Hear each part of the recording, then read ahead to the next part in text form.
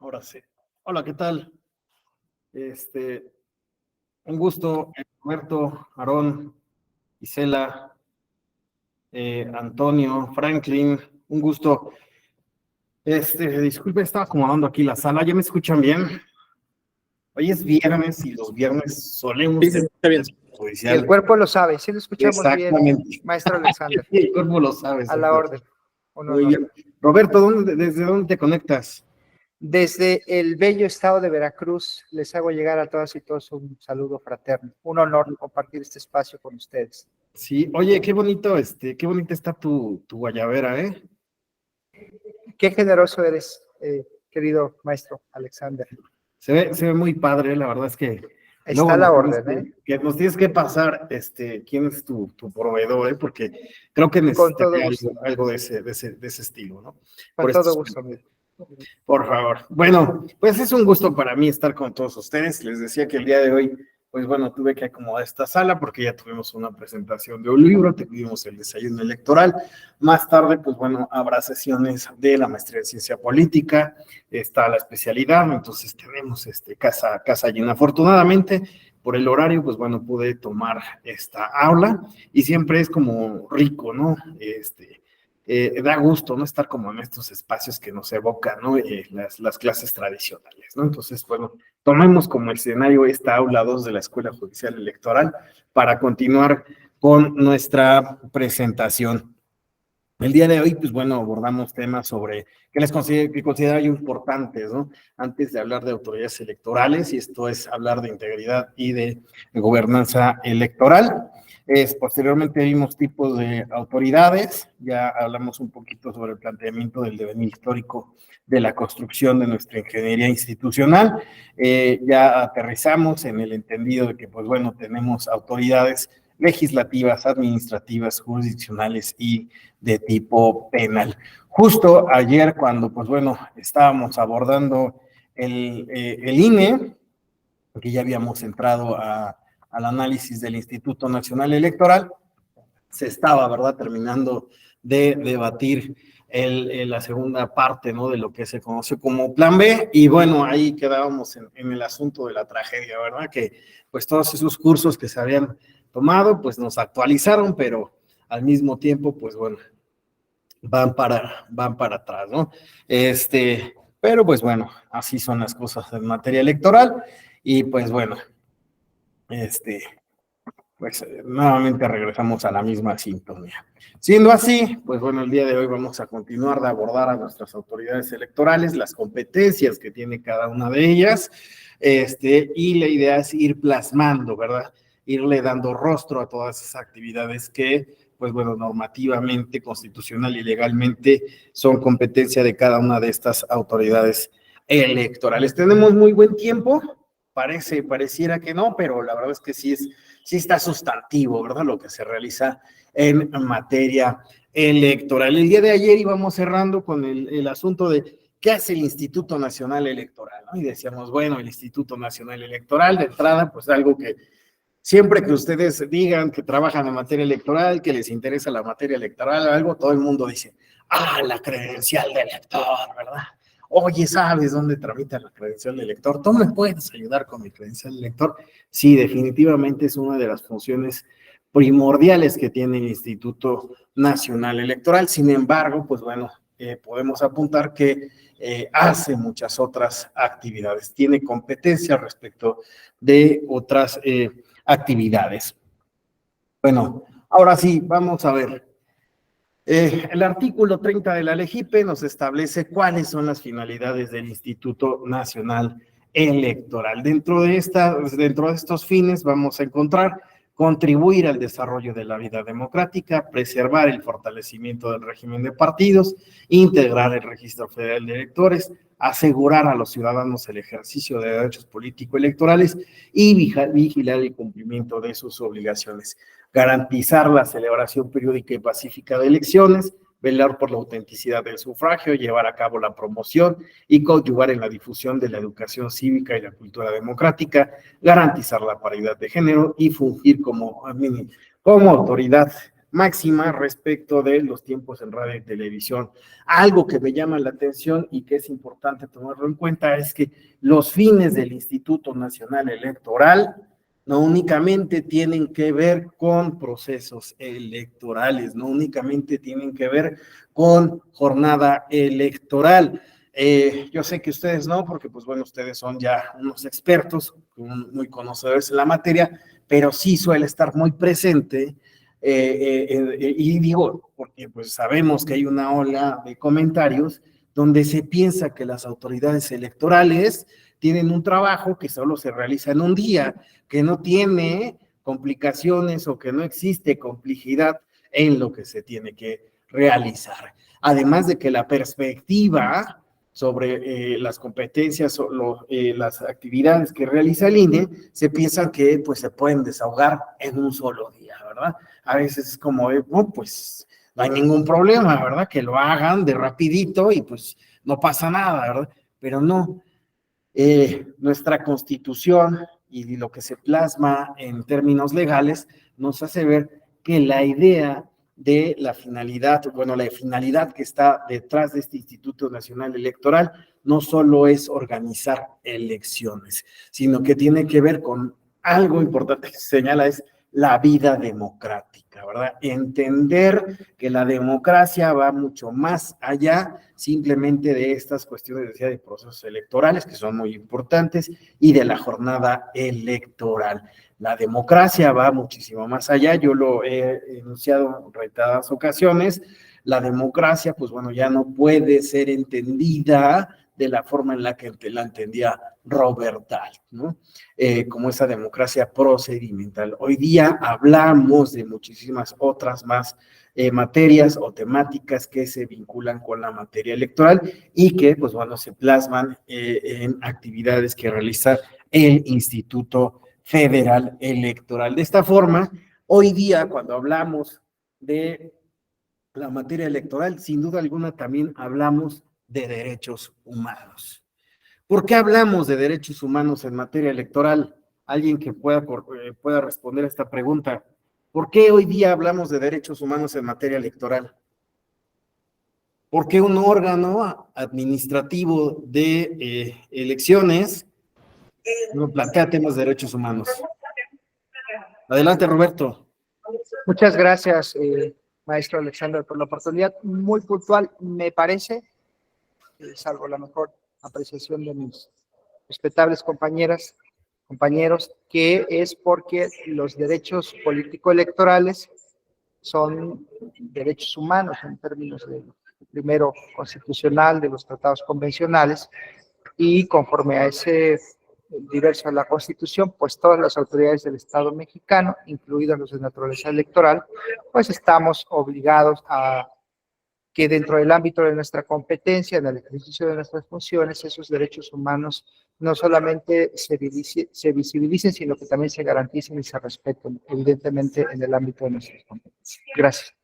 Gracias a ti, Roberto. Se cortó un poquito al final, pero entendimos la idea. Efectivamente, hoy día entendemos que los derechos políticos son derechos humanos. Y esos derechos políticos son la llave de acceso a muchos derechos humanos. No podemos entender una credencial de elector en nuestro contexto que no esté inevitablemente conectado con el derecho a la identidad, ¿verdad? Y esa identidad, hoy día incluso hablamos en términos de cuestiones, por ejemplo, identidad sexual, ¿no? Cómo nos definimos y cómo nos identificamos, ¿no? Sabemos que incluso hay criterios ya, bueno, hay establecidos lineamientos, perdón, del Instituto Nacional Electoral. Pero alguien más que nos quiere decir, ¿por qué hablamos de derechos humanos en materia electoral? Jonathan, Gabriel, Franklin, Eladio. ¿Alguien más? ¿Por qué un tribunal electoral habla de derechos humanos? ¿Por qué el Instituto Nacional Electoral plantea temas de derechos humanos? Adelante, Eladio. Bueno, justamente la propia Escuela Judicial Electoral tiene un diplomado con respecto de los derechos políticos como derechos humanos. Intuyo porque finalmente el derecho de asociación, el derecho de expresión, es un derecho inherente al ser humano, ¿no? Entonces el derecho político de pertenecer, de asociarse, de expresarse, o sea, es un derecho inherente del ser humano. Gracias. Muchas gracias, Eladio. Sí, exactamente, existe este vínculo de los derechos humanos con los derechos políticos, pero en la praxis, lo que sucedió también en el contexto mexicano es que nos dimos cuenta que estos derechos político-electorales inevitablemente, como se ha señalado, pues están relacionados, vinculados con derechos humanos. No podemos desvincularnos, no podemos decir hasta aquí viene la protección, ¿verdad? En México, la tradición era que, pues bueno, se consideró que los derechos, ya sabemos, este debate entre el ministro Iglesias, el ministro Vallarta, y cuando el ministro Vallarta señaló los derechos políticos no son derechos humanos, y en consecuencia, pues bueno, cuando un ciudadano acudía a solicitar justicia ante los tribunales mexicanos, se trataba de cuestiones electorales, la llave estaba cerrada. Cuando aparecen las autoridades electorales en México, se van construyendo, pues de nueva cuenta los ciudadanos empiezan a alzar la mano. Yo tengo esta problemática que debe de ser resuelta y tiene que ver con cuestiones electorales, pero también con derechos humanos. Y bueno, ¿qué sucedió? Que el tribunal tuvo que ir ensanchando y las autoridades electorales tuvieron que ensanchar la interpretación de lo que se entendía como derechos humanos y comprender inevitablemente que los derechos políticos están incluidos en estos. Y por lo tanto, hoy día, inevitablemente, cuando hablamos de cuestiones electorales, reconocemos la parte de derechos humanos que está involucrada. Y por lo tanto, pues bueno, así hoy día es inevitable hablar de derechos humanos, reiteradamente lo estoy haciendo, cuando hablamos de materia electoral. Esto lo quería puntualizar porque me parece que, pues bueno, ustedes ya lo comprenden, pero pues bueno, hay que irlo plasmando. Hoy día hablamos de este protocolo trans, ¿no? Donde pues el Instituto Nacional Electoral implementó lineamientos respecto de los grupos incluidos dentro de la diversidad sexual. La intención, pues bueno, que estas personas no sintieran pues inconveniente respecto de su identidad, por ejemplo, ¿no? El hecho de que su credencial de elector, pues muchas veces pues no va con la identidad o el nombre pareciera no ir acorde con la identidad. La intención es que puedan votar, ¿no? Aquí se señala, puedan votar sin importar que su foto, nombre o sexo no coincida con su credencial para votar. Y a su vez, evitar cuestionar a la persona sobre su identidad y o evitar actos intimidatorios que invadan su privacidad. Pero también tenemos otros temas, ¿verdad? Las personas afromexicanas. Antes, con problemas, hablábamos de la cuestión indígena. En los años 80, ustedes ya no recordarán, pues nuevamente digo, Jonathan, Roberto, Antonio, Isela, Eladio, pues puro chavo. Entonces ya los 80 les quedarán muy lejos, pero en los 80 había lecturas, era como de la cuestión indígena, ¿no? Las etapas del Estado mexicano respecto de la cuestión indígena. Y bueno, como sabemos, tendrá que venir una reforma en ese sentido. Sin embargo, pues se dejaba de hablar o se excluyó a las personas, a las comunidades afromexicanas. Aquellas personas de color que, pues bueno, pensábamos, aquí en México ¿a poco hay? Claro, claro que existen raíces. Y pues bueno, hoy día podemos hablar de la inclusión también, no solo de grupos y comunidades indígenas, sino también de estas comunidades afromexicanas. Como vemos, pues bueno, cuando ya le vamos entrando a lo que realiza el instituto más allá de la ley, pues entendemos que es muchísimo más profundo el hablar de sus competencias. Bueno, ¿cuáles son las tareas del Instituto Nacional Electoral? Pues bueno, lo tenemos señalado en el marco constitucional y legal, y claro, tiene que ver con consultas populares, revocación de mandato, cuestiones de capacitación, geografía electoral, la lista nominal, ubicación de casillas, reglas, lineamientos para su operación, cuestiones de fiscalización, el organizar los procesos electorales, ¿no? Y pues bueno, esto nos lleva a acciones prácticas, ¿no? Estamos hablando, por ejemplo, de distritación, ¿verdad?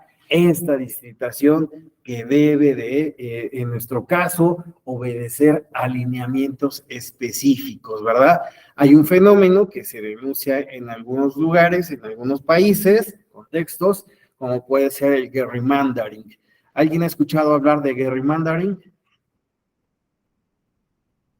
¿Nadie? Bueno, gerrymandering es pues bueno, había en Estados Unidos un senador llamado Gary algo, ¿no? Que pues bueno, tenía un distrito la forma de ese distrito era muy particular, ¿no? Porque pues era muy desproporcionado. El sentido de que tuviera esa figura era porque el distrito estaba acomodado, una salamandra, ese Alberto, estaba formulado de tal forma que pues ese distrito podía captar los grupos que simpatizaban con este político. En el caso mexicano, pues bueno, nosotros tenemos que la distritación obedece a reglas como cuestiones de que, pues bueno, los distritos deben de tener cierta homogenización respecto del número de personas que contiene cada distrito, proporcionalidad, deben de ser polígonos, tener más o menos formas semejantes, ¿no? Entonces, todas estas reglas también son parte, ¿no?, del trabajo que obedecen a parte del trabajo que debe de realizar el Instituto Nacional Electoral. Inclusión es votar en condiciones de igualdad. Cuando nosotros hablamos, ¿no? Hablábamos ahí de que se muestra, ¿no? El Instituto Nacional Electoral debe de preparar los materiales electorales, ¿verdad? Y pues pensamos en materiales electorales, sí, pues en marcadores, boletas, mamparas y demás, pero también el preparar esos materiales electorales debe de tomar en consideración a todas, a todos, a todes, aquellos que podemos y vamos a participar, ¿no? Incluidas las personas con discapacidad. Ahí, pues bueno, yo quiero hacer un énfasis en que preparar esos materiales electorales no es cosa de, pues bueno, vamos a preparar lo que ya sabemos, ¿no? Y no, siempre es perfeccionar y estar pensando en los votantes y las nuevas exigencias que se pueden dar. En este caso, pues bueno, pongo el caso de las personas con discapacidad, ¿no? En este caso, pues bueno, se sabe, ¿no?, que los lugares donde se va a ubicar la casilla, pues deben de cumplir con accesibilidad para que las personas que, pues bueno, vayan en muletas, en bastón, con estas, ¿cómo se llaman? Caminadoras o cómo son estas cositas que sirven para comer. Eladio. Bueno, ya en esta elección que acaba de pasar en el Estado de México, en este caso el Instituto Electoral del Estado de México ya acudió. Híjole, se me frenó solo a mí el Con audio. capacidad de poder acercarse al, el IEM ya acercó el voto a las personas a su domicilio, para las personas que no pueden acercarse a la casilla el día de... Sí, exacto. Es esta implementación de medidas para la accesibilidad del voto, ¿no? Muy bien, Eladio, si es cierto, pues bueno, tenemos ya la posibilidad que las personas que no puedan asistir también, bueno, puedan ejercer este derecho, ¿no? Entonces, pues bueno, ahí pongo este ejemplo. También, fíjense, hablamos de el INE actualiza y mejora la app de apoyo ciudadano. ¿Alguien ha escuchado hablar de esta app de apoyo ciudadano? Bueno, sabemos que una exigencia histórica, en el caso mexicano, dice Alberto, sí. Cuéntanos, Alberto, ¿qué es esta app? ¿Para qué sirve? Buenas tardes a todas y a todos. Pues el INE diseñó una aplicación para que los aspirantes a las candidaturas independientes o las aspirantes a candidaturas independientes puedan recabar el apoyo o las firmas que necesitan para presentar su candidatura ante la autoridad administrativa. Sí, De manera sencilla y fácil. Sí, perfecto, Alberto. Exactamente. Sabemos, cuando hablamos de temas de candidaturas independientes, que fue pues una exigencia ciudadana, pues que pudiera haber este tipo de candidaturas sin partidos políticos. Y bueno, en ese sentido, para preparar, para que estas candidaturas, pues bueno, pudieran ser efectivas, este derecho de acceso mediante a un cargo electivo pudiera ser efectivo, pues el Instituto Nacional Electoral ha tenido que implementar diversas medidas, dentro de ellas, pues una que me ha parecido muy atractiva es esta app para capturar el apoyo ciudadano. Los candidatos independientes sabemos que primero, pues bueno, presentan su manifestación y su interés y pues bueno, tienen que cumplir unos requisitos y posteriormente ir a recabar ese apoyo ciudadano que puede estar en un porcentaje de un 1%, un 3% y a su vez requerirle un cierto grado de dispersión respecto del distrito o el estado o a nivel nacional, ¿no? De lo que se solicita, de apoyo, ¿no? Que vayan a tener. Pero lo interesante de esta app es que ante las problemáticas que se presentaron para captar y validar ese apoyo ciudadano, pues bueno, el INE implementó esta aplicación que pues bueno, ya no solo creo que estará en su versión 2.0, yo creo que ya andará en la 3.5, esa es la realidad porque se ha ido mejorando, esta infografía es como de 2021, entonces habremos de comprender que ya ha venido evolucionando. Pero solo quiero tomarlo en consideración que veamos todas esas actividades que pues bueno, se marcan en la ley, ¿verdad? Y pues está interesante, eso es lo que hace el INE, sí, pero ¿cómo lo hace, no? Todo lo que implica. Cuando ya doy este tema, me parece importante justamente abordar cómo realiza el INE estas competencias, en qué se plasma la norma. Bueno, continuamos. Actividades del INE, el Registro Federal de Electores. Casi 30% del presupuesto del Instituto Nacional Electoral es destinado a actividades del registro del padrón electoral. La importancia de este padrón, pues bueno, es que lo utilizamos, esta credencial la utilizamos con fines electorales, pero también hace las veces de una credencial de una identidad, ¿no?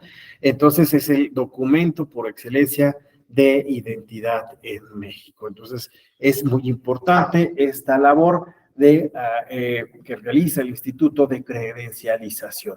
Y por lo tanto, pues bueno, sí, una parte muy importante del presupuesto es la que se destina a esta actividad.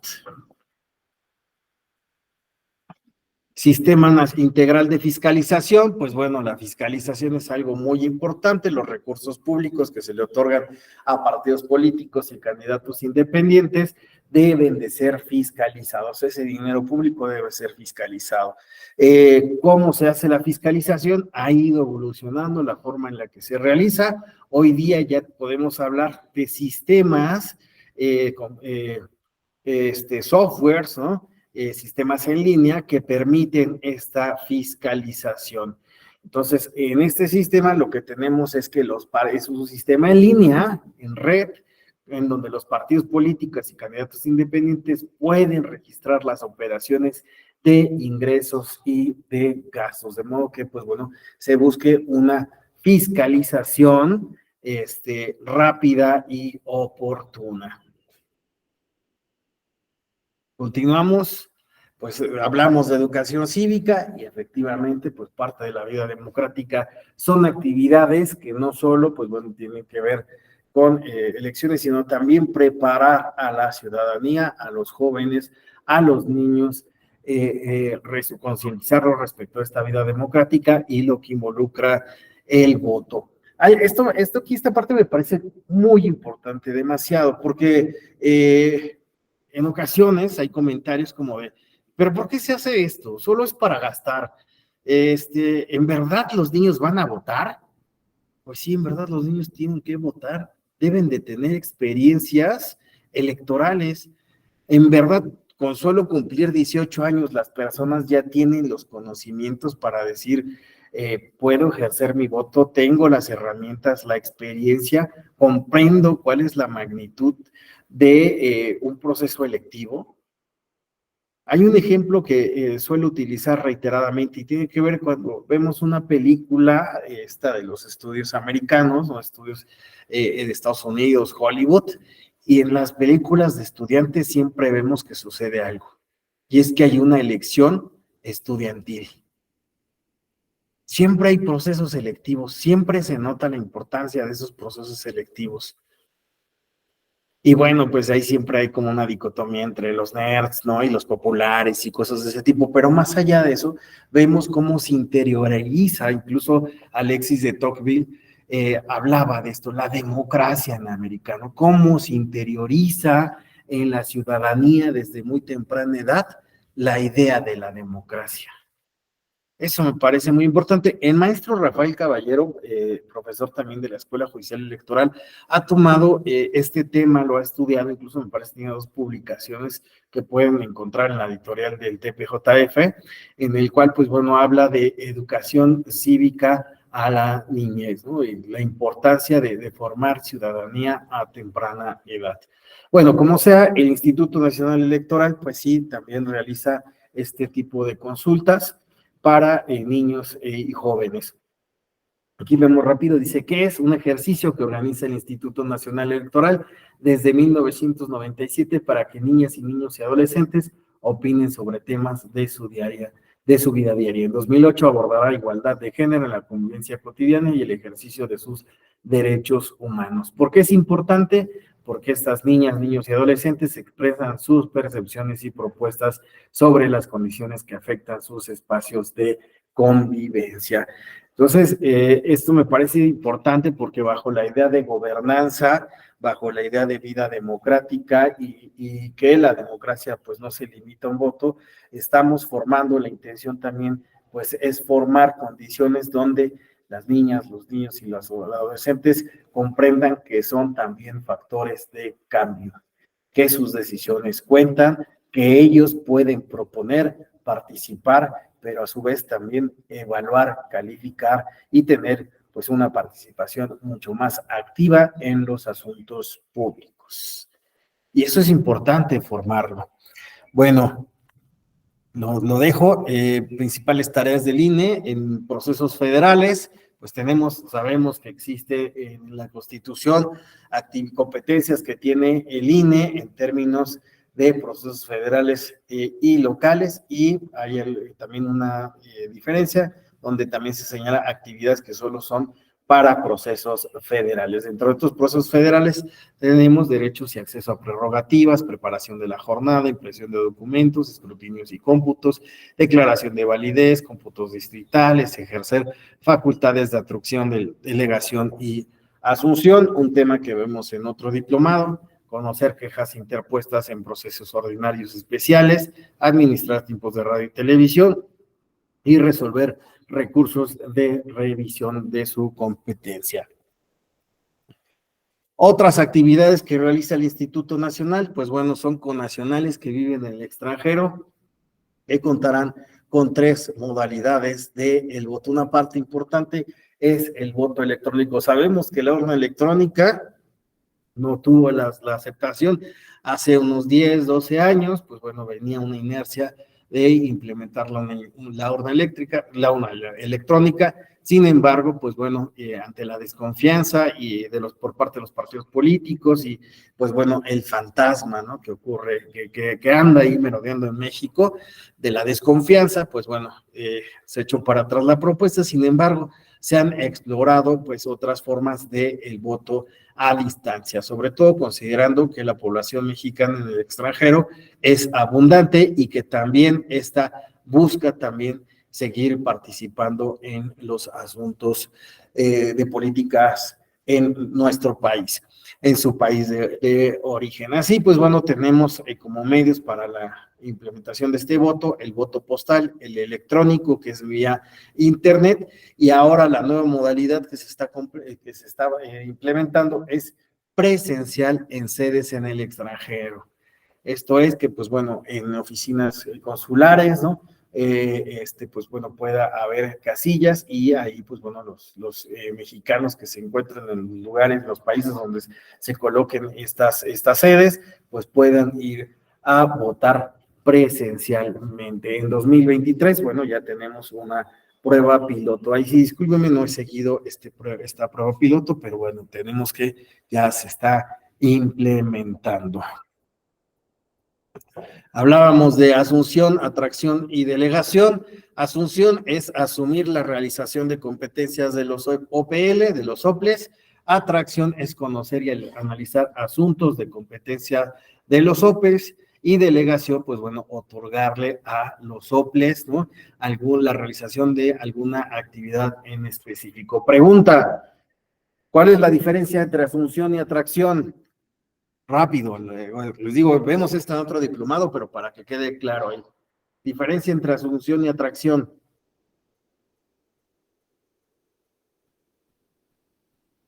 Hasta está en color amarillo, la diferencia.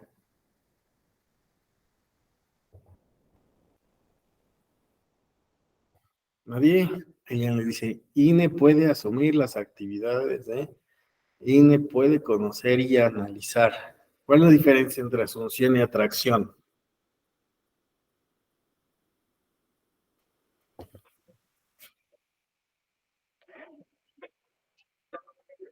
Asunción puede ser parcial. No necesariamente, esa es la diferencia. Al revés, no. La diferencia es quién lo solicita, ¿no?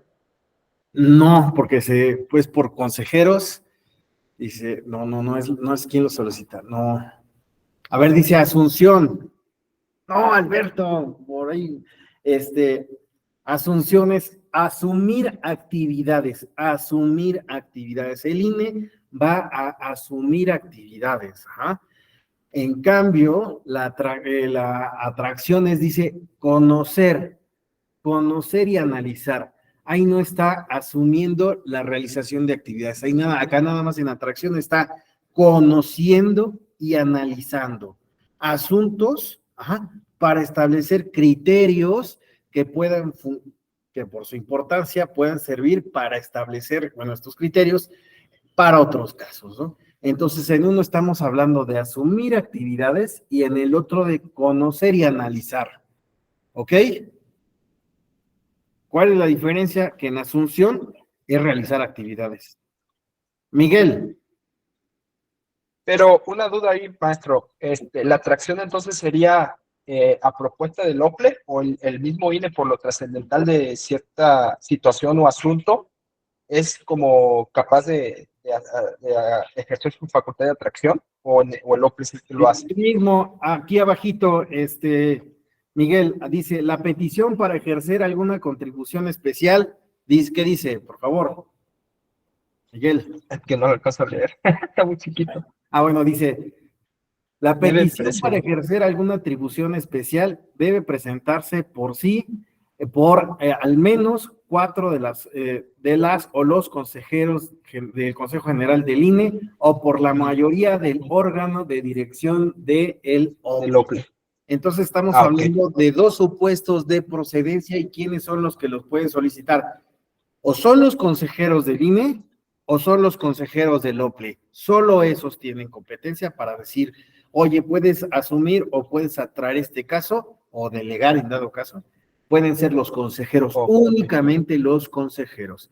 ¿Cuántos necesitamos? 4 del Instituto Nacional Electoral o la mayoría. La mayoría del OPLE, ¿ok? Ok. Esa es la regla. Gracias. Llega un momentito, si llega el representante del Partido Acción Nacional y dice, Instituto Nacional Electoral, deseo que asumas tal caso. ¿Procederá? No. Porque la regla es que sean consejeros del INE o del OPLE. Si viene un candidato independiente y dice, oye, fíjate que la atracción sobre el tema respecto de la fiscalización de esto y es para que establezcas un criterio, tampoco. Deben de ser los consejeros del OPLE o del Instituto Nacional Electoral. Adelante, Ladio. Gracias. Entonces, estoy entendiendo que la asunción es la toma de actividades, de las funciones del OPLE por parte del INE. ¿Es Exacto. correcto? ¿Sí? Y el caso de atracción es exclusivamente una toma de decisiones por parte del Consejo del INE para que asuma la acción o la actividad el OPLE. ¿Es correcto? No, no, es conocer un tema de relevancia. Por ejemplo, durante la pandemia, bueno, posteriormente a la pandemia, pues bueno, ocurrió que había fechas dispares de respecto del registro de candidatos independientes. Entonces, ¿qué hizo el INE? Dijo, a ver, necesito en este caso homogeneizar las fechas para el registro de estos candidatos independientes. Entonces, asumió el conocimiento, ¿no? Conocer y analizar las fechas para para la presentación de el apoyo ciudadano. Y entonces se estableció un criterio que debían seguir los OPLES respecto a las fechas para realizar este registro. ¿Ok? Entonces ahí nada más conoce los asuntos y establece un criterio. Conoce un asunto y establece un criterio. Sirve para establecer criterios. ¿Ok? ¿Todos en la misma sintonía? Perfecto. Luego hay otro diplomado donde abordamos a detalle estos tres y bueno, vemos cuáles son sus requisitos, porque aunque no lo crean, nos llevamos también unas 2:30, 3, 4 horitas hablando de este tema, ¿no? Y de los requisitos. Bueno, como sea, continuamos. Procedimientos sancionadores, ya lo hemos escuchado 1,000,000 veces, ¿verdad? Procedimientos sancionadores. Sabemos que el Instituto Nacional Electoral no solo resuelve, pues bueno, procedimientos sancionadores como son el POS y el PES, también resuelve otro tipo de procedimientos sancionadores, dentro de los cuales se incluyen los procedimientos en materia de fiscalización, procedimientos de remoción de consejeras o consejeros de los OPLES, y aquí falta uno, ¿cuál es? Tenemos el POS, el PES, en materia de fiscalización, de remoción de consejeros de los OPLES. Nos falta uno.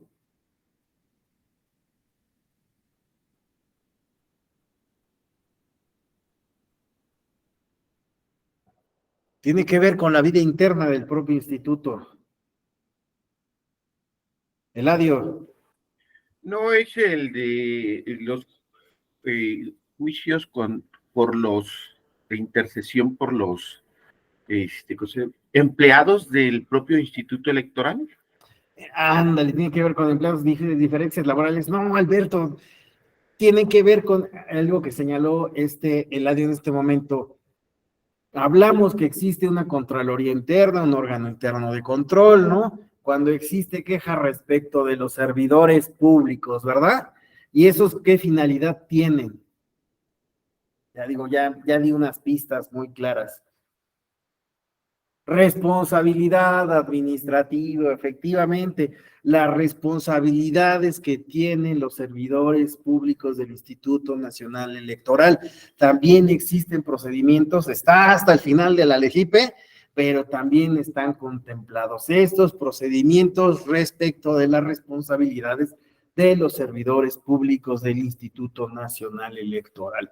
Entonces, estamos hablando de 5 tipos de procedimientos, del POS, del PES, en materia de fiscalización, remoción de consejeros de los OPLES y responsabilidades de los servidores públicos del instituto. 5. Ahora, rápido, ¿cuál es la diferencia entre procedimiento ordinario y procedimiento especial sancionador?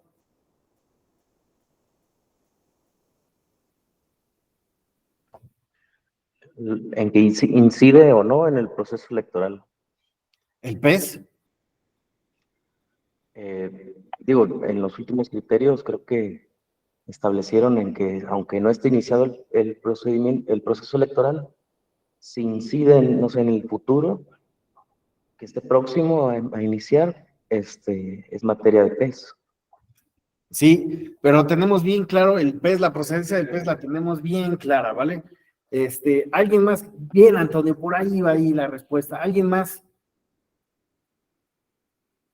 Bueno, tenemos que la procedencia del PES, el POS es fuera, la brevedad de los plazos, sí, definitivamente hay una diferencia. El ordinario son cuestiones que no afectan el proceso, bien, el PES por cuestiones no solo de PPG, ¿qué más, Mariela? Adelante, Juan Ignacio. Por propaganda también. Exacto, perfectamente bien cuestionado. Dice Mariela, cuestiones de proceso electoral, radio y televisión. Muy bien, Juan Ignacio. Tenemos procedimiento especial sancionador, procedencia. Artículo 41, radio y televisión. Artículo 134, que es propaganda personalizada, uso de recursos públicos, ¿no? También lo tenemos en cuestión de violencia política en razón de género contra las mujeres y también, pues bueno, todas las cuestiones relativas a propaganda física, ¿verdad? Que se dé pintas de bardas, volantines, etc., que se den ahí. Juan Ignacio, se quedó la manita levantada. ¿Quieres participar? No, se quedó levantado. Bueno, está bien. Entonces vemos todas estas actividades.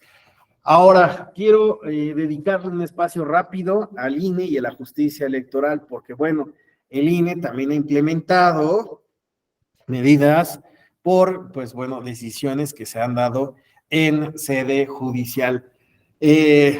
Personas en situación de calle, ¿verdad? Vamos a ver el...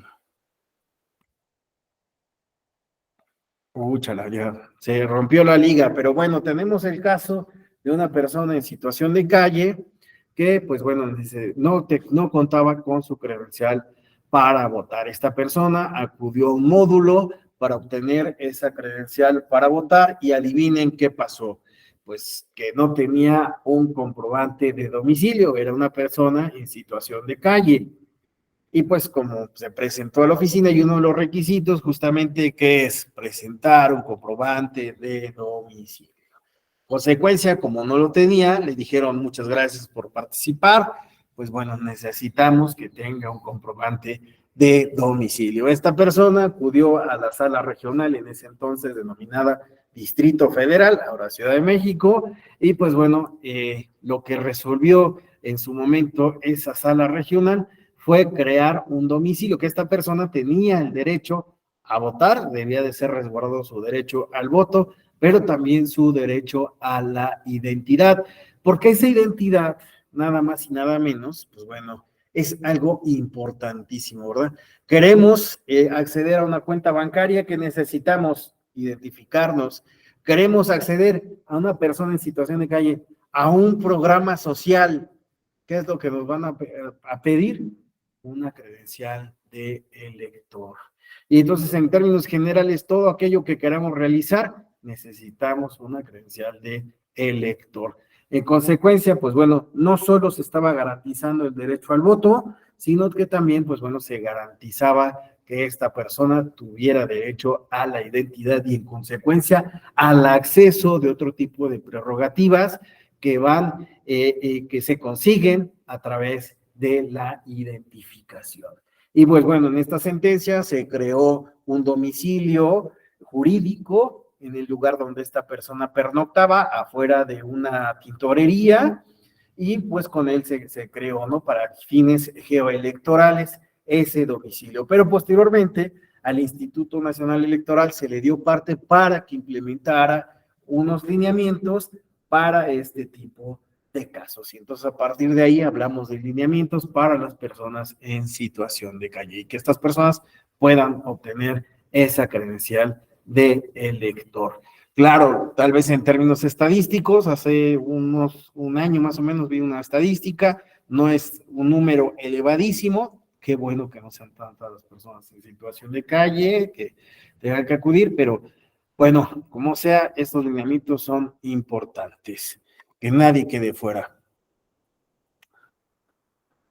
Requisitos mínimos para la aparición. Exacto, Antonio, ahorita vamos a, creo que ya puse ese de las personas que están en situación de calle, que también viene una decisión del TPJF. Bueno, requisitos mínimos para la aparición de la o el menor de edad en la propaganda político-electoral. Este es uno de los casos muy importantes porque, pues, propiamente el asunto no viene de una impugnación sobre la aparición de las niñas, los niños y adolescentes. Fue la recién creada sala regional especializada la que observó la constante aparición de niñas, niños y adolescentes y consideró que era oportuno, a la luz del artículo 1 y los derechos de los niños, tutelar su identidad en materia político-electoral. Y así, pues bueno, se empezó a establecer a partir de 2015, pues ciertos lineamientos para la aparición de esta población. Así, hoy día, pues bueno, hablamos de también la implementación por parte del INE de estos lineamientos para que aparezcan los niños. Dentro de los requisitos mínimos está el consentimiento y la opinión libre o informada de la o el menor. El registro cuenta, bueno, este ya es un caso, ¿verdad? Por lo del medio honesto de vivir, que después fue un caso, pero, pues bueno, este registro nacional de personas sancionadas en materia de violencia política contra las mujeres. Esto, pues bueno, es buscar una forma de inhibir este tipo de violencia. Paridad en todo, pues la paridad no era algo que pues se buscaba. Retomando un poco, creo que no lo actualicé, Antonio nos señalaba que también hay un procedimiento para el caso de personas con enfermedad, las mantiene en cama, y efectivamente esto viene de una sentencia también de sala regional, donde, pues bueno, una persona que estaba en su cama, ¿no? Pues bueno, requería tramitar o requería de ciertos trámites, y dentro de esos trámites, pues bueno, se exigía una credencial, la credencial de elector para la identificación. Y bueno, como esta persona podría haber realizado sus trámites si se encontraba en cama, ¿no? Era imposible, ¿verdad? ¿Cómo le iban a pedir? Llévelo, ¿verdad? Pues no. Entonces, a partir de este caso, pues también se dio esta decisión y posteriormente se le solicitó al INE, se le dio vista al INE para que implementara ese mecanismo, para solventar este tipo de casos que menciona Antonio. Bueno, decíamos paridad en todo, pues esto es también muy importante, donde pues a partir de esa sentencia de las Juanitas, ¿no? El 12, ¿qué es? 1264, Contigo Aprendí. Es una publicación que pueden checar ahí en la editorial, así se llama, Contigo Aprendí, el expediente 12624, a ver que alguien me corrija si se puede. Y pues bueno, sabemos que a partir de ella no solo hablaríamos de cuotas, sino que ya también entraría en el vocabulario la idea de paridad. Así, pues bueno, a partir de ahí eso no solo hablaríamos de paridad vertical, sino que también paridad horizontal e incluso, pues bueno, vertical, ¿no? Es decir, paridad en todos los rubros. Y pues vean aquí el caso, ¿no? De la postulación total de candidaturas, incluso en las gubernaturas. Voto de las personas en prisión preventiva, ¿verdad? Aquí 12,624, muy bien ahí muy bien, Aarón, era algo así, decía yo. Luego vayan los expedientes. Bueno, muchas gracias, Antonio. Ya abusando ahí de tu confianza, busca así ese expediente y Contigo Aprendí. Es una publicación de la editorial y ahí sí puedes pegar la liga, te agradeceríamos todo. Esa es una publicación así esencial que todos debemos de conocer. Esa sentencia y esa publicación. Bueno, continuamos. Voto para las personas en prisión. Ya Coahuila y el Estado de México lo tuvieron. Todo fue a raíz de una sentencia del año 2018, donde dos personas sotziles señalaban que habían sido ingresadas a un centro de estos que les llaman cerezos, ¿no? Y que, pues bueno, a partir de ahí habían estado durante 15 años sin sentencia. El DPJF en su momento, pues bueno, decidió el caso, señalando que bajo la tesis de que bajo la presunción de inocencia, las personas en esta situación no han perdido el derecho al voto y ante la incapacidad de trasladarse a una casilla, pues lo correspondiente era que ahora sí que si Mahoma no va a la montaña, la montaña vaya a Mahoma. Si ellos no podían ir a la casilla, que la casilla fuera a ellos. Y en consecuencia, pues bueno, se implementó, se le dio vista al INE para que implementara primero una prueba piloto para que las personas en prisión pudieran votar. Y posteriormente, pues bueno, ya la implementación de este mecanismo, Coahuila y Estado de México ya tuvieron este tipo de voto. ¿Alguien había escuchado de esta sentencia? Bueno, Juan Ignacio, ya. Eladio, Aarón, ¿no? También, Aarón, sí, siempre anda conectado. Bueno, está bien, ya nada más, digo, por cuestiones de tiempo, me voy a saltar esta parte de los órganos de dirección del INE y las cuestiones de estructura, ¿no? Del propio instituto. Esto ya lo podrán revisar ustedes. Como voy, ahora sí, TPJF. Bueno, ¿cuál es la naturaleza jurídica? Es la máxima autoridad jurisdiccional en materia y órgano especializado del Poder Judicial de la Federación. En la clase pasada hablábamos de las particularidades de este tribunal, dentro de las cuales se encontraba uno, pues bueno, que era la máxima autoridad en la materia, y esto quiere decir que sus sentencias no podían ser recurridas ante otra autoridad, como puede ser la Suprema Corte de Justicia de la Nación. Sus sentencias son inatacables. Ahora, esto pues también tiene una particularidad, porque otra característica es justamente que forma parte de ese poder judicial de la Federación y es un órgano especializado, y esto es que solo va a resolver cuestiones jurisdiccionales, no es el encargado de realizar la elección.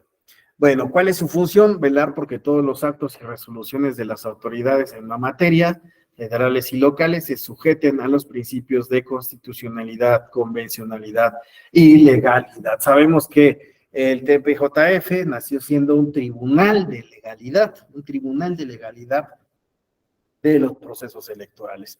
Eso era, limitarse a una cuestión de legalidad, lo que decía la ley, la interpreta, más ni siquiera interpretaba como tal la ley. Y sus sentencias no eran inatacables, eran recurridas frecuentemente y derrumbadas. Posteriormente, pues bueno, este tribunal empezó a hacer control de constitucionalidad. Hubo una necesidad de empezar a realizar ese tipo de control, aunque pues bueno, hubo su momento en el cual se consideró que no era la autoridad competente para poder realizar este control. A fin de cuentas, realiza hoy día un control de constitucionalidad aplicable al caso, ¿verdad?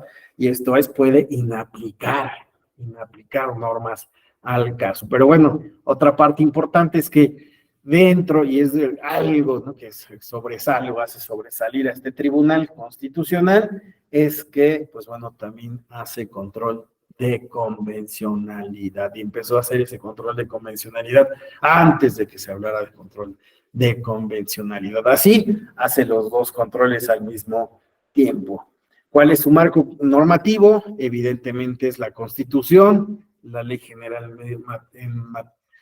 aquí ya puse Ley General de Medios de Impugnación en materia electoral, ahora le tengo que volver a corregir, ponerle Ley General del Sistema de Medios de Impugnación, ¿verdad?, en materia electoral, Ley Orgánica del Poder Judicial, Reglamento Interno, la LEGIPE, Ley General de Instituciones y Procedimientos Electorales, la Ley General de Partidos Políticos, y a su vez, como había mencionado, pues dentro de la Convención, tratados internacionales firmados por el Ejecutivo y ratificados por el Senado, dentro de los cuales se encuentra Declaración Universal de Derechos Humanos, Pacto Internacional de Derechos Civiles y Políticos y la Convención Americana de Derechos Humanos. A su vez, se sujeta por los acuerdos de la Sala Superior y la propia jurisprudencia del TPJF. Pregunta capciosa: ¿las salas regionales pueden hacer caso omiso de la jurisprudencia de la Sala Superior. Ahí para que nos vayamos despertando. Yo sé que ya es casi la hora de la comida, dice Juan Ignacio. No. ¿Alguien más?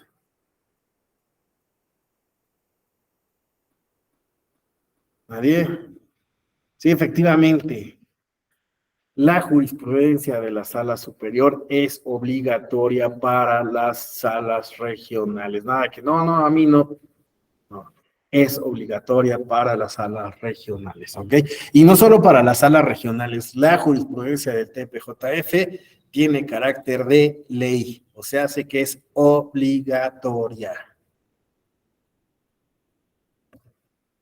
Bueno, ¿cuál es la estructura orgánica del TPJF? Se integra por 7 magistrados, ya lo sabemos, en el cargo por 9 años de manera escalonada, propuestos por la Suprema Corte de Justicia de la Nación y electos por la Cámara de Senadores. Esto ya lo habíamos advertido, ¿no? Cuando hablamos de las autoridades legislativas, ¿no? Y que también, bueno, inciden en la materia electoral.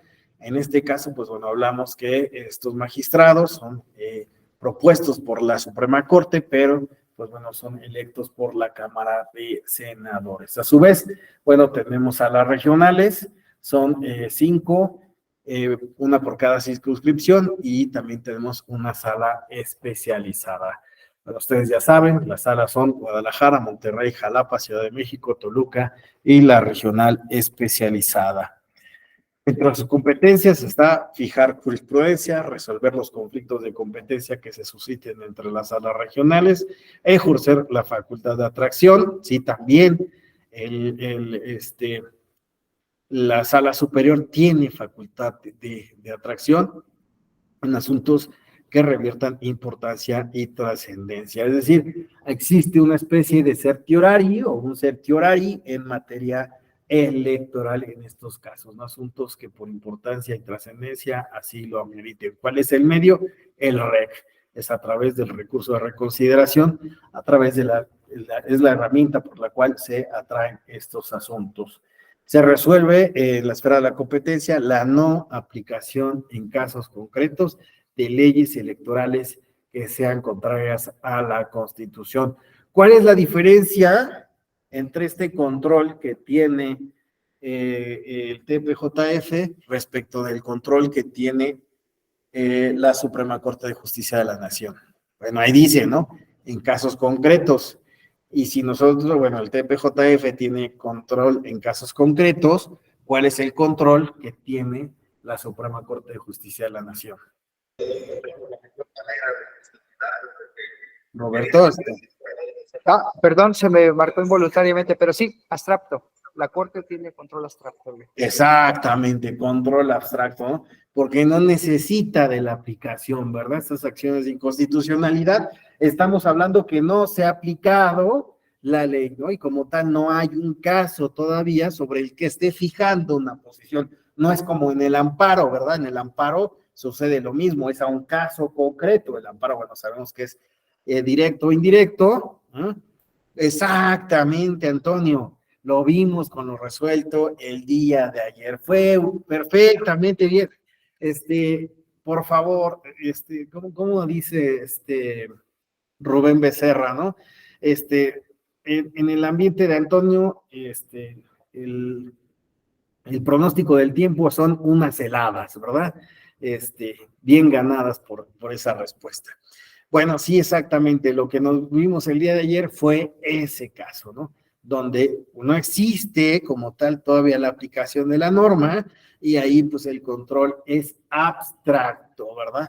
Y en el caso del TPJF lo que tenemos es a los casos concretos, es un control concreto de la constitucionalidad. ¿Ok? Muy bien, muy bien, Antonio.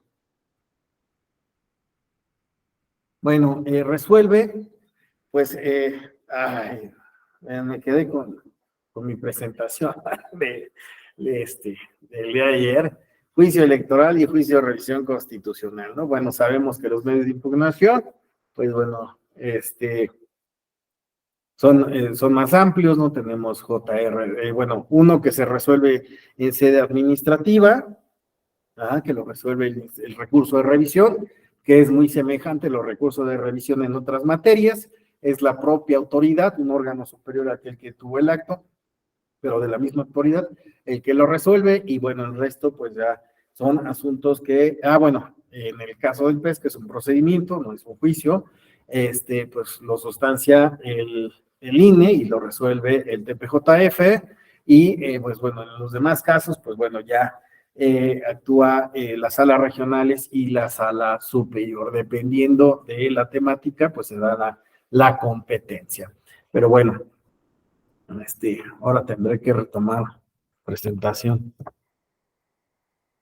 Así, pues bueno, justicia electoral, sabemos que las temáticas que se han resuelto, pues ya no solo va en cuestión de nulidades, de fiscalización del proceso electoral.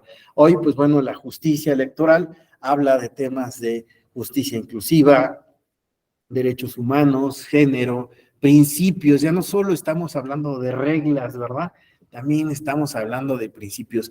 Nulidad por principios constitucionales, ¿no? Por violación a principios constitucionales, ¿no? Ya hablamos de este tipo de nulidad.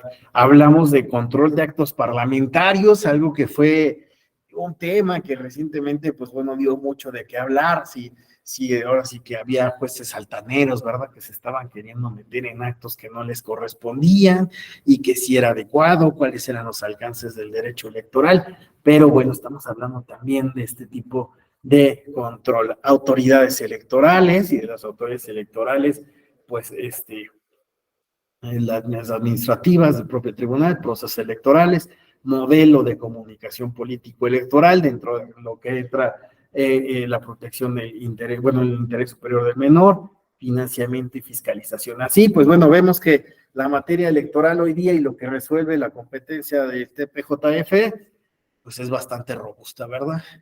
Tal vez si nosotros viéramos lo que resolvía Tricoel en aquel entonces, pues serían puras nulidades, ¿no? La materia electoral era como nulidades, ¿no? Era algo así como la evolución del derecho, ¿no? Cuando pues hace muchos años, ¿no? Se hablaba de, ya no me voy a seguir balconando porque con la edad, pero hace muchos años, ¿no? El que sabía civil, sabía derecho, ¿no? Era como algo importante, ¿no? O sea, si sabías civil, sabías derecho. Y después, bueno, ha ido cambiando, ¿no? A la idea de lo que se entiende saber derecho. Hoy día, en materia electoral, pues bueno, para comprender la materia electoral, pues no solo basta entender las reglas, no solo basta entender la ley, hay que entender la sistematicidad de la Constitución con los tratados internacionales, la importancia de la interpretación, la tutela efectiva de los derechos político-electorales, así como la relevancia de los derechos humanos. Entonces vemos que hoy día pues, los engranes son más amplios. Temas que se han resuelto aquí, que suelen utilizarse el principio pro persona, ¿no? Cuando al tribunal le dijeron, usted no puede hacer, y fíjense algo curioso con esto del plan B, ¿no? Que se decía así como, van a hacer interpretación, o sea, fíjense, en una ley se quería establecer que se hiciera simplemente interpretación a la letra. Pues, ¿cuándo? Pues si aquí ya tienes esos principios que son convencionales, pues ahora sí que ahí se aplica la de, pues aunque pongas eso en una ley, este principio va mucho más allá, no se va a poder. Bueno, tenemos este principio pro persona que cuando el tribunal, pues bueno, se le dijo, usted ya deje de hacer control de constitucionalidad, digamos que le da la vuelta y empieza a interpretar con este tipo de principios, principio pro persona, y empieza a hacer control de convencionalidad a través de estas herramientas de interpretación. Bueno, nada más lo quería dejar ahí como dato. Hablamos de temas de coaliciones electorales, ¿verdad? Y sobre todo, fíjense, las coaliciones electorales que, pues hoy día también sabemos que las candidaturas independientes, las candidaturas comunes no son válidas a nivel federal, pueden darse a nivel local, pero pues bueno, estamos hablando de que las coaliciones también pues aplican en cuestiones de principios, también como este principio de uniformidad, ¿no?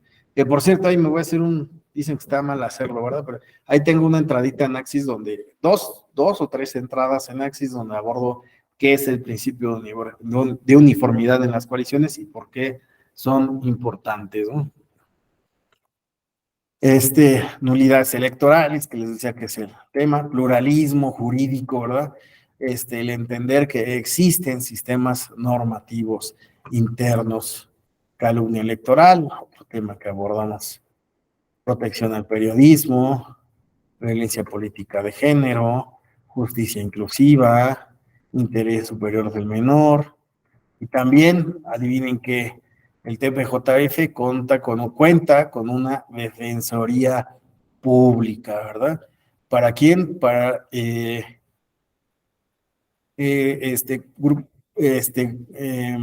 comunidades, ¿no? Indígenas. Pero ahí, qué bueno que está Juan Ignacio, porque él en alguna ocasión hablando sobre esta defensoría planteaba un tema muy interesante respecto de el ensanchar las temáticas, ¿no?, que aborda esta defensoría. ¿Sí recuerdas este tema, Juan Ignacio? ¿Nos puedes hablar lo un poquito? recuerdo. Estábamos platicando con Narváez también de esos temas, ¿no? Y decíamos que la razón era lo costoso que era para ciertos grupos acceder a asesoría especializada, como la es la materia electoral.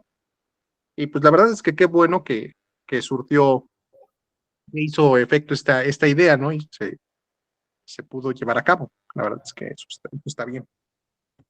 Sí, pero yo lo que quería que rescataras es la idea de que pues la defensoría pues está bien que sea para pueblos y comunidades indígenas, pero pues que también tal vez esta defensoría no solo ya fuera exclusiva de pueblos y comunidades indígenas, sino que también pues bueno, funcionara para también otros grupos, ¿no?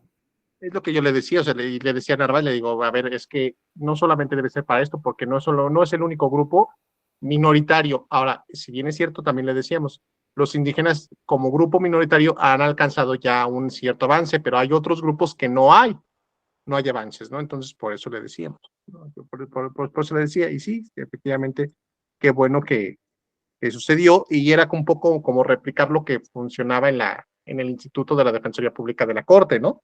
De todo, de que lleva casos de todo y de todos los grupos. Esto es obviamente solamente materia electoral, pero para todos los grupos sociales, ¿no?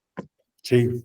Muy bien, sí, digo, qué bueno que estaba Juan Ignacio, porque fue de las personas que empezó a plantear esta idea de, oigan, ¿y por qué no se ensancha, no, la defensoría, y no solo hablar de defensoría de comunidades, sino de todos los grupos vulnerables? Y hoy vean, dice que es la defensoría pública es el órgano auxiliar de la Comisión de Administración encargado de prestar a grupos en situación de vulnerabilidad o desventaja histórica los servicios en materia electoral electoral de orientación, asesoría, representación jurídica y coadyuvar en los servicios de medición en aquellos casos que así lo prevean las leyes, ¿no? Interesante, ¿no? Esta defensoría. Bueno, formación académica, pues bueno, estamos aquí en la Escuela Judicial, en sus aulas, podemos hablar de esta divulgación, importante la divulgación que se realice. En verdad los invito, si no han entrado a la editorial del TPJF, todos los materiales están digitalizados, son de acceso libre, los pueden descargar las veces que ustedes quieran. Las temáticas, pues no solo son como de una cuestión de, a ver, vamos a analizar la sentencia, ¿no? También hay muchos documentos muy críticos, como de puede una mexicana naturalizada ser diputada, hace una crítica, ¿no?, a la interpretación que se ha dado. También, pues bueno, tendemos esta colección de sentencias relevantes de cortes extranjeras. Esa colección, aprovecho, por eso lo toqué, se lo recomiendo, es extraordinaria esa colección, en verdad, ¿eh? O sea, para tener un panorama internacional de sentencias relevantes es buenísima. O sea, son traducciones de sentencias que difícilmente, pues en ocasiones se traducen, ¿no? Pero aquí tenemos todas estas traducciones, aparte comentarios de de expertos en cada una de las temáticas que abordan estas sentencias, entonces yo se lo recomiendo muchísimo. Y bueno, claro, también tenemos Axis, que los invito a que todos publiquen en Axis artículos de una cuartilla, cuartilla y media. Sean bienvenidos a el blog de la Escuela Judicial Electoral. Como ven, pues ya es bien robusto todo lo que hace las competencias, ¿no? Que hace el Instituto. Juicio en línea, pues bueno, que no es propiamente una vía, sino un medio a través del cual, pues bueno, se pueden interponer estos medios, estos juicios en materia electoral. Ahora sí, nos quedan media hora, nos vamos a ir un poquito rapidito, discúlpenme que me vaya algo rápido, pero Suprema Corte de Justicia de la Nación, sabemos que, bueno, se integra con un pleno de 11 ministros y a su vez, bueno, cuenta con 2 salas. La primera sala, pues bueno, es en materia civil y penal, la segunda sala en laboral y administrativo. ¿Dónde está la sala electoral?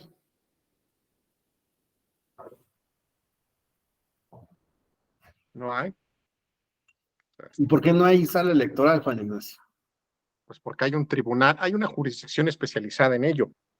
Fíjate, me parece curioso, ¿no? Hace 35 años esto no se veía por donde pudieran hacer una jurisdicción especializada en materia electoral. Y hoy creo que si vemos y analizamos, ha crecido tanto que hoy se hace de todo, ¿no? Investigación, reciben crítica, o sea, de todo hay, creo que sí, o sea, si la incorporáramos, si la hubiéramos incorporado como tal, como un todo en el Poder Judicial, creo que sería la sala más grande que tendría el Poder Judicial, ¿no? La electoral, hoy incluso en más que la sala civil que tiene, ¿no? Sí, muy bien, sí, efectivamente, ya lo hemos comentado varias veces y el por qué, pues bueno, nuestro modelo, no solo tenemos un tribunal constitucional, tenemos 2, y uno de esos tribunales constitucionales, pues es en materia electoral y es el TPJF.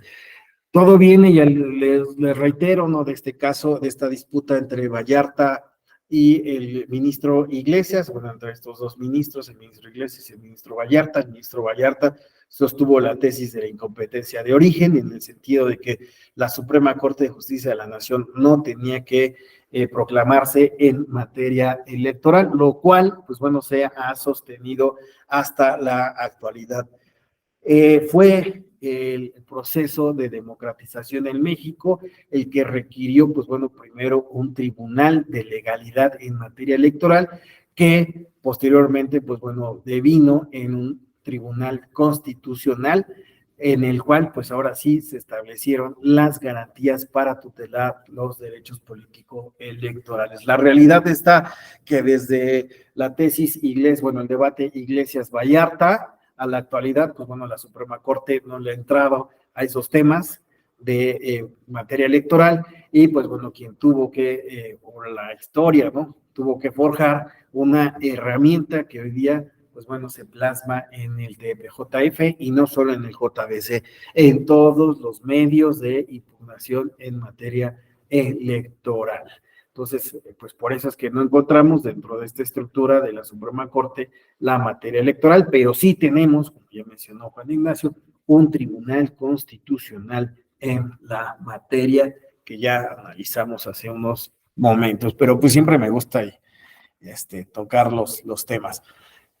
Ahora, el hecho de que las sentencias del TPJF sean incontrovertibles, inatacables, pues bueno, eso no, y que, pues bueno, esta sea la vía, ¿no? Por la cual se resuelven este tipo de disputas en materia electoral y se tutelan los derechos.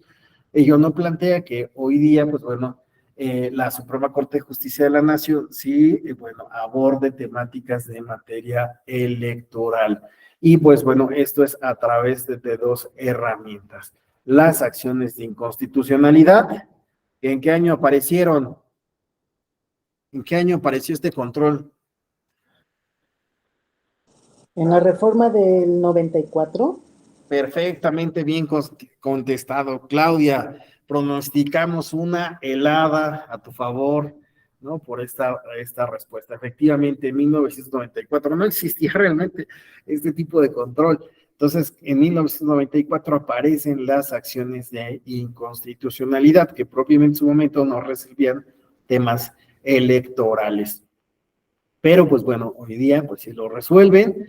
Y también, pues bueno, otra parte en la que conoce la Suprema Corte es la contradicción de tesis, contradicción de criterios. Dos ejemplos de este tipo de controles es acciones de inconstitucionalidad, lo que vimos el día de ayer, lo que ocurrió el día de ayer con el plan B, y bueno, contradicción de tesis podría ser la cuestión del modo honesto de vivir, ¿no? Donde el tribunal, el DPJF, pues bueno, la sala superior se había establecido respecto de el modo honesto de vivir como un requisito que se debía de cumplir, y pues bueno, aquellas personas que fueran denunciadas por violencia política de género no cumplían este requisito. Sin embargo, pues bueno, como también en la Suprema Corte conoce asuntos donde se utiliza ese concepto del modo honesto de vivir, consideró que existía una contradicción entre lo señalado por la Sala Superior del TPJF y la propia Suprema Corte de Justicia de la Nación,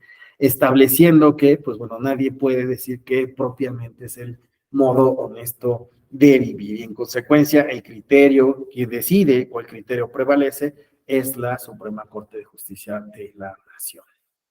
Ok. Bueno, así, acciones de inconstitucionalidad plantean una posible contradicción entre una norma general o un tratado internacional respecto a la Constitución. Pueden presentarlas una minoría, 33% de cada Cámara del Congreso de la Unión o congresos locales, el Ejecutivo Federal, la Corte, la CNDH, de Derechos Humanos, el Fiscal General de la República, los partidos políticos, ante el INE. Las resoluciones requieren 8 votos, 8 votos.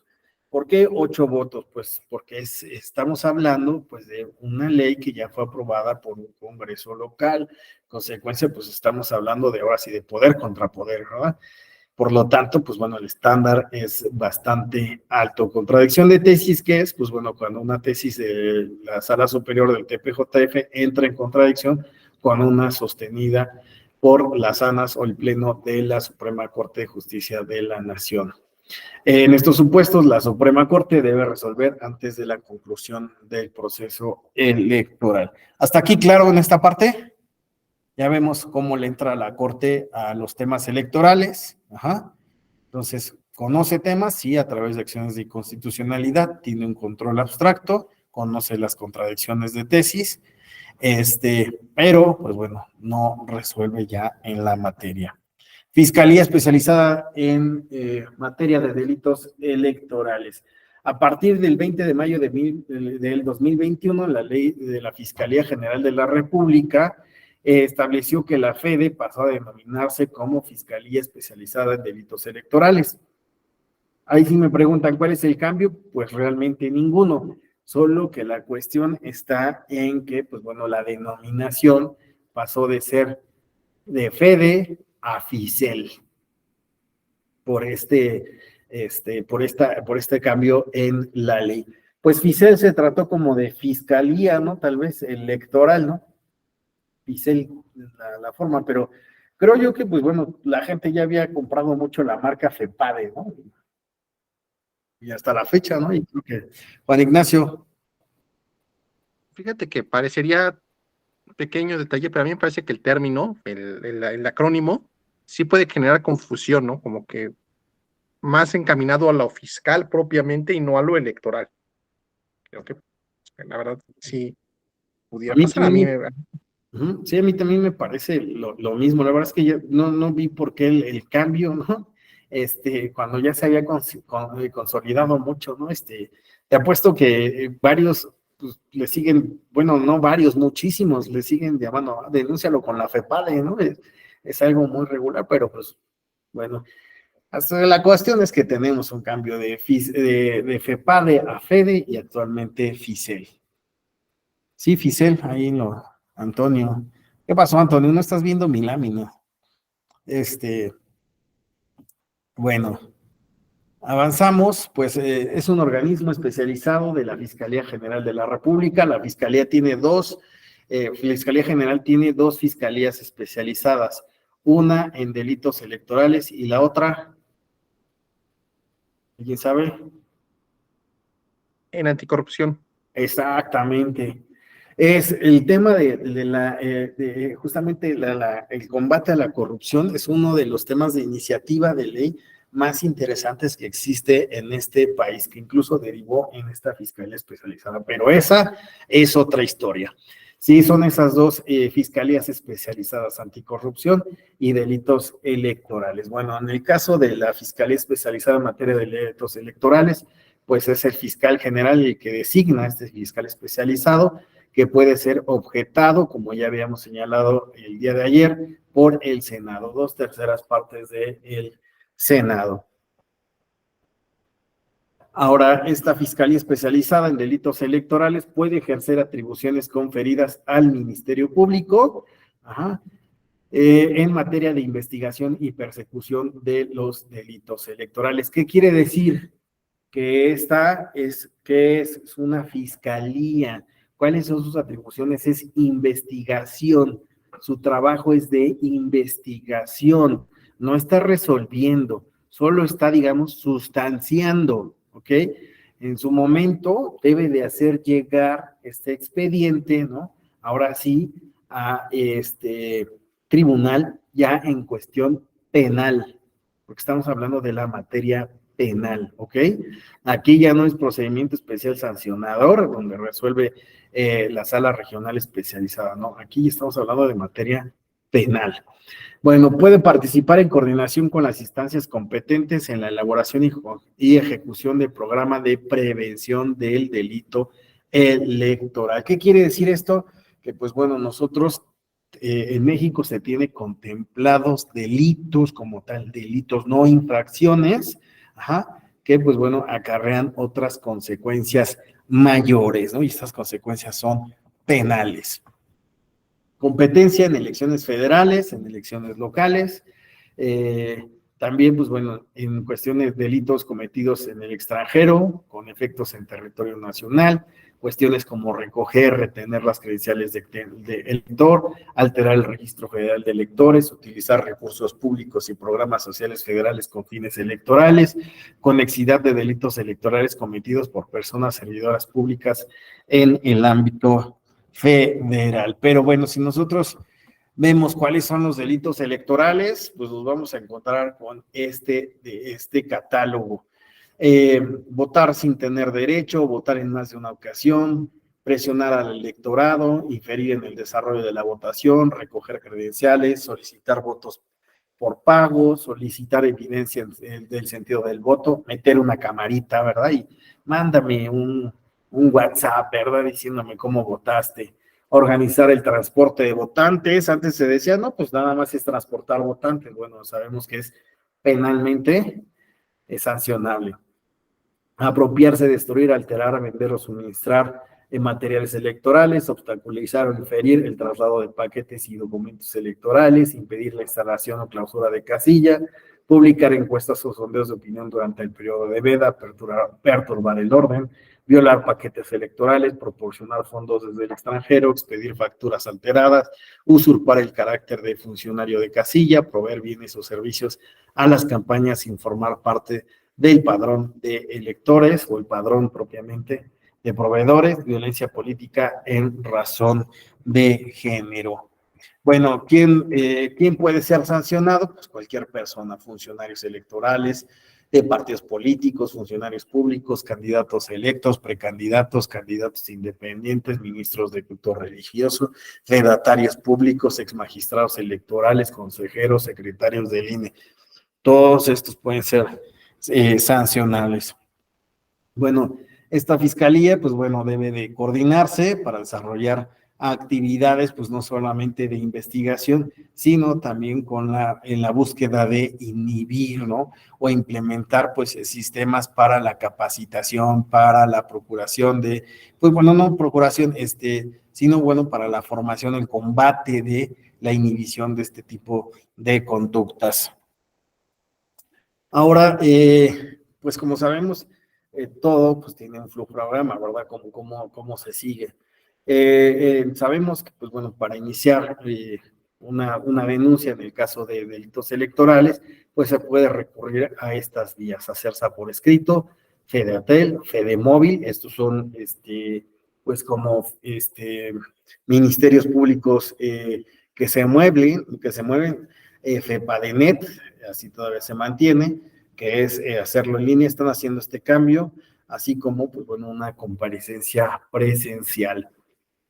Posteriormente, pues bueno, va a seguir una investigación donde el agente público, pues bueno, va a partir de la denuncia, considerar si procede o no la misma. Si procede, pues bueno, inicia la investigación. Posteriormente, pues dependiendo del delito, pues sigue un proceso de sustanciación de la carpeta de investigación.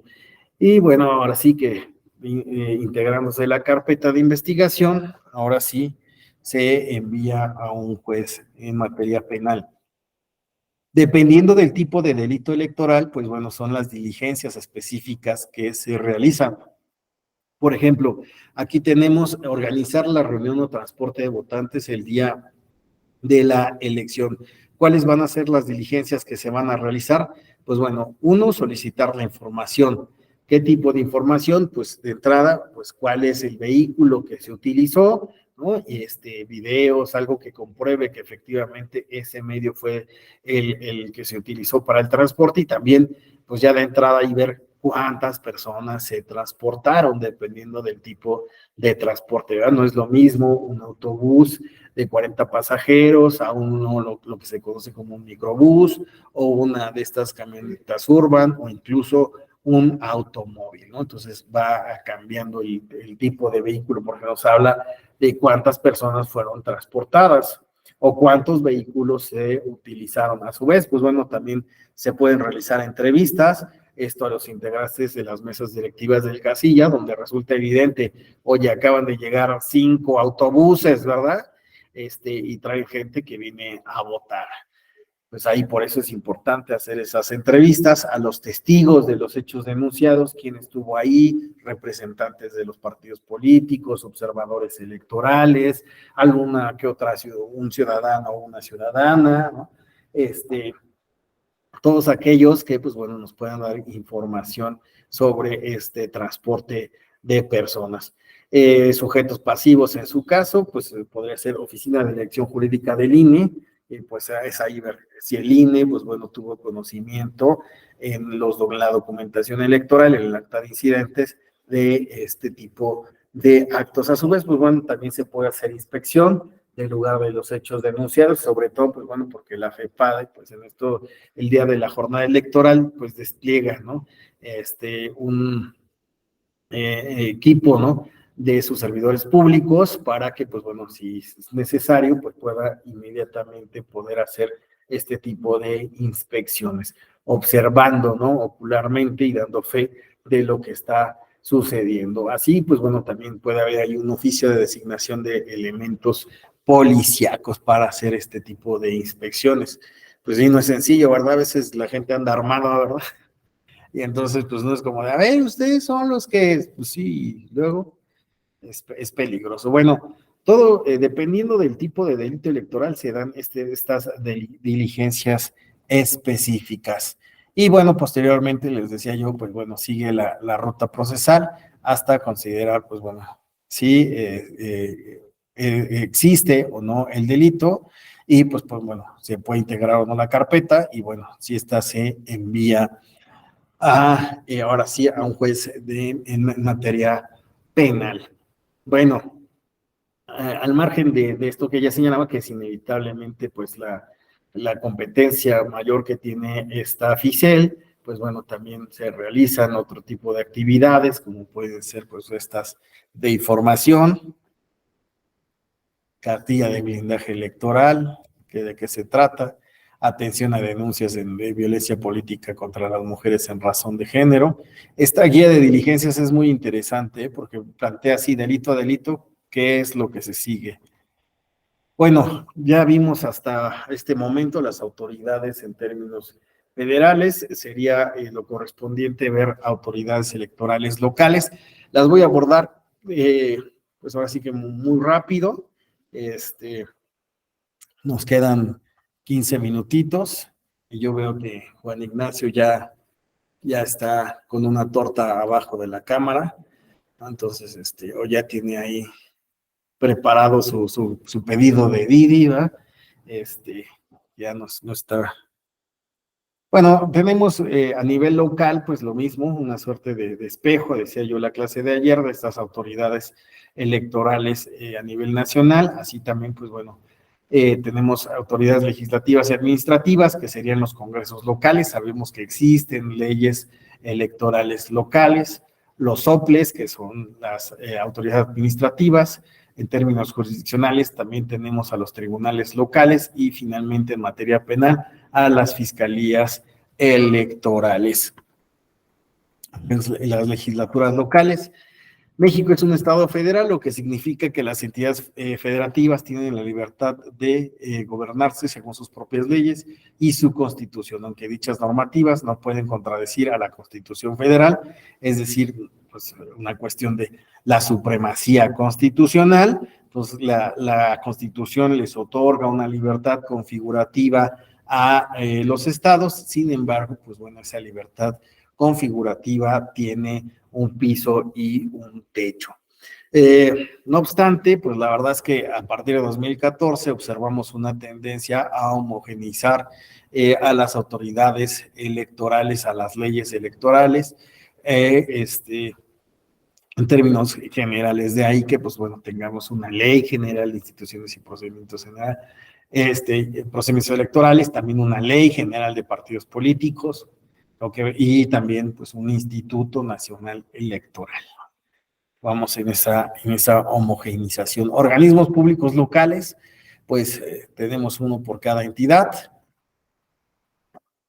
Son encargadas de organizar en cada entidad las elecciones. Se integran por 6 consejeros y un consejero presidente, cuyo nombramiento está a cargo del Consejo General del INE. Aquí ya debo de actualizar porque esta integración ya no es.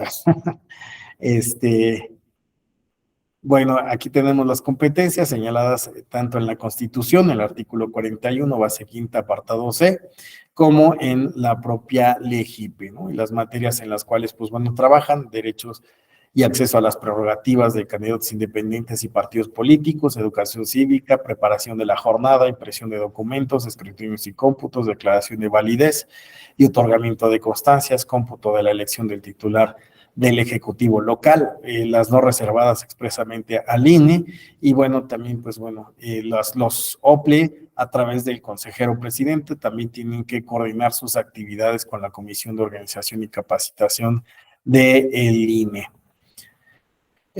Sabemos que en términos locales también, bueno, no solo existen distritos federales, también existen distritos locales. En el caso de la Ciudad de México, pues antes había 40 distritos electorales, sin embargo, pues bueno, hoy día solo son 32 estos distritos electorales. También es una parte importante, ¿no? La geografía electoral local, ¿verdad? Ahora, en el caso mexicano, en el caso del Distrito Federal, lo que ocurre es que, pues bueno, sí existen estas distribuciones, pero como también se implementan mecanismos de participación ciudadana, se ha tenido que hacer una delimitación geoelectoral de lo que se ha denominado como unidades territoriales, que son, por llamarlo de otra forma, pues colonias, ¿verdad? Estas colonias, esta delimitación en colonias sirve para presupuesto participativo. Esa es la intención. Entonces, en ocasiones, pues así sucede en cada uno de los estados. A partir de sus particularidades electorales, pues existe una distribución, pero si también, pues implementan mecanismos de participación ciudadana y requieren de una delimitación geoelectoral en otra particularidad, pues también lo realizan. El ejemplo que pongo, pues es ¿no? Se necesitaba un catálogo de colonias para presupuesto participativo y pues se desarrolló ese catálogo. También, pues bueno, no solo atienden a cuestiones electorales, de elección de cargos. Muchos de estos OPLES también tienen como competencia la implementación de mecanismos de participación ciudadana. En el caso de la Ciudad de México, aquí tenemos pues algunos de los mecanismos que se implementan. Hay también voto en el extranjero por parte de los institutos, los OPLES. Aquí vemos el caso de voto chilango, ¿no? Observatorio, actividades de promoción de la cultura cívica. Este es un observatorio para la niñez y juventudes, Ciudad que ve. Acciones afirmativas, sí, también existen acciones afirmativas en lo local. Aquí pues vemos un ejemplo. Servicios de estadística e información, pues aquí vemos estos servicios que también van presentando los OPLES y muchas otras actividades que también, pues bueno, son particulares de cada uno de los estados jurisdiccionales locales. La Constitución determina que en cada entidad federativa deben existir autoridades jurisdiccionales especializadas en materia electoral. La LEGIPE señala que las autoridades electorales son los órganos especializados en materia electoral en cada entidad federativa que gozan de autonomía técnica y gestión en su funcionamiento. Además, pues bueno, estas también se rigen por el marco constitucional legal de los estados y también, pues bueno, una cuestión de convencionalidad que atiende. Vamos a irnos. La estructura, la reforma de 2014, en un afán de homogeneizar la integración de los tribunales locales, establece que se compondrán por un número impar de magistrados que va de 3 a 5, que actuarán en forma colegiada, permanecerán en el cargo por 6 años y serán electos en forma escalonada. También existen estas fiscalías especializadas locales que pues tienden también a hacer actividades semejantes a las que pues bueno ya vimos en el caso de la fiscalía de la FICEL, aunque sabemos que pues bueno tienen bastantes problemáticas para su operación, pero bueno, esa es otra historia. Y hasta aquí pues bueno hemos abordado de manera bastante rápida, discúlpenme que me haya ido el último ya como muy con el acelerador, pero pues como ven, abordar todo lo que realizan las autoridades electorales, estas competencias, es bastante amplio y ya pues bueno, vemos que la materia electoral se ha ensanchado de un modo en el que pues estas competencias electorales pues bueno, se van ampliando, ¿no? Y el materializar la tutela efectiva de los derechos político-electorales, pues es una realidad y conlleva realizar bastante trabajo. Y como sea, pues esto es un panorama, ¿no? Una cuestión panorámica. Bueno, ¿alguien tiene alguna pregunta, algún comentario? ¿No? ¿Todo claro? ¿Útil la información? Digo, ya estoy ante grandes másters de la materia, incluso yo debería de ser el que debería de estar tomándome una agüita, un agua de coco, ¿verdad? Este momento, mientras escucho la disertación de cada uno de ustedes. Bueno, si no hay ninguna pregunta, pues yo les agradezco mucho, me la pasé genial, este tema me parece mucho más interesante, pues cuando alguien pues, viene tal vez de un primer acercamiento, ¿no? A las autoridades y se deslumbra, ¿no? Porque dicen, oye, hacen todo eso. Yo pensé que nada más ponían técnicamente una mesa para votar, ¿no? Y pues se sacan de onda, se asombra, ¿no? Bueno, en su caso, pues ya han dado un seguimiento ustedes a todo lo que comprende la materia electoral, pero de todas formas, pues bueno, no deja de ser atractivo seguir comentando estas competencias que tienen las autoridades. Bueno, sin más, les agradezco muchísimo, por fin es viernes, tal vez haya quien mañana toma clases, da clases, tiene otras actividades, pero como sea, hoy es viernes y pues después de este trabajo, de estas sesiones, pues hay oportunidad sin duda alguna para pues comer sabroso y descansar un momentito, ¿verdad? Que así sea, buen provecho, les mando un abrazote y pues nos seguimos viendo aquí en las sesiones de la escuela electoral, ¿vale?